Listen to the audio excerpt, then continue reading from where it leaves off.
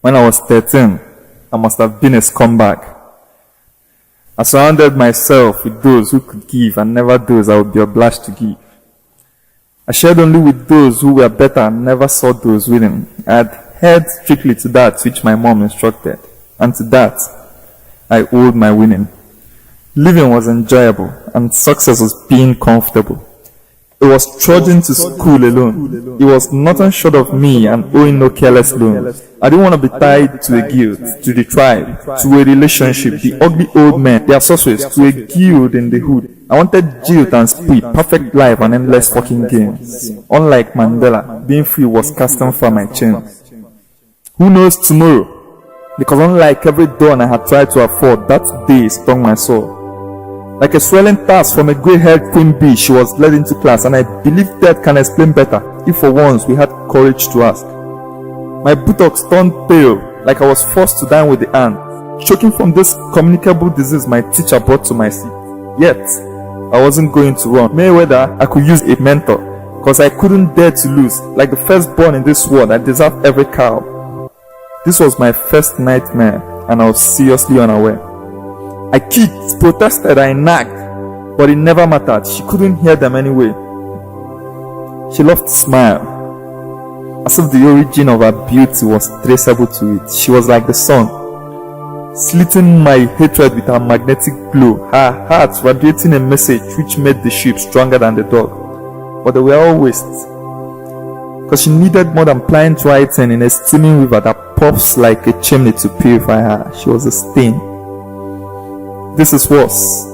That particular attention from the teacher ignites my pulse. I feel like chewing cockroaches and spitting out the course. I was going to fight this competition, and that smile on her face was my force.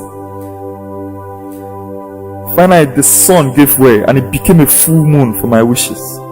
She was leaving, and my assistance was my excuse for any day later than Tuesday. I became strong, lifting and throwing her things into the school bus, willing to hand in combos and brutality to anyone who resisted it. I smiled often. Smiled at the Jesus tattoo on the school bus, pink and coy as a bearded lady. Jesus was smiling too. I didn't want to go home. I needed to give her my last smile, to betray her with that smile that clashed against her teary eyes, my Titanic pushing her to destroy her faultless eyes. I watched it vanish to somewhere I needed to know. And then it took her 4 months to learn how to write. And in a brief note about her welfare, she wrote, "Dear teacher, tell my seatmate I love him and that he should reply me in his name." From that day, her absence became sore. Even though she was deaf and dumb, she could say millions with her smile. I understood what Mother Teresa had preached all along. I saw Hill City Foundation gather lives and continually stuffing values into them. And then she wanted to learn my name, as if she was going to write it on God's heart for a special prayer request, like, "Please, save an apartment in hell for this monster." She wanted my name first, and that was the first lesson I learned with a tear. The truth is, we must unleash our smiles. We must break the cage that darkens our hearts. We must squeeze out ourselves until the whole of humanity begins to want us more. We must learn that for every good we do, our rewards crawl out from the glowing closets of those we remind how to laugh. And I swear with whatever time I have left that I will remember this date, and I will wear your love like a pendant around my neck, and each time I tell the world your story, I would say, "See, even gravity has no hands." That day I learned that the spelling of living starts with a G, and unfortunately, a deaf and dumb seatmate taught me that. We must embrace Michael Jackson's "Heal the World," goggle the Giving Pledge.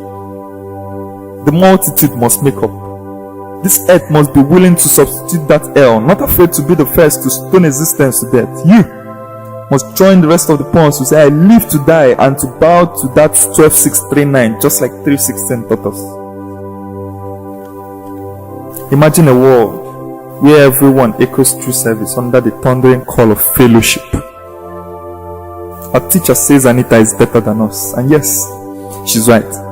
She wasn't like us, like all of us in class, lanky slags, currying greed and desperate, vibrating in total apathy to be one of life's pale reminders. She was special, ever willing to give her all. She was rare.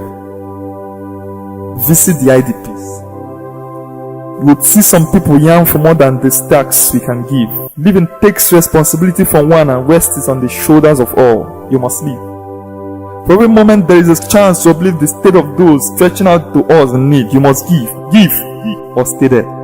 Like those who preach charity but okay private jets. Stand up for the rich but kick out the poor. Or the same government who preach unity but draw boundaries on their map. You decorate the earth. We connect to one another. You must act like the very image that connects God to man. We must torture the earth with goodness just like the rain. Our story is singular, but our destiny is shared. You may say I'm a dreamer, but the likes of Bill and Melinda Gates, OB member, Robin Hood Foundation, Tony Elumelu Foundation, John Wood, ARK, FKD all support my sleep. There are two kinds of people in this world. The takers may eat better, but the givers sleep better. Be a light to the world. No, be the lighter. Because the candle loses nothing by lighting other candles. Be the lighter. Be the light. Be the light.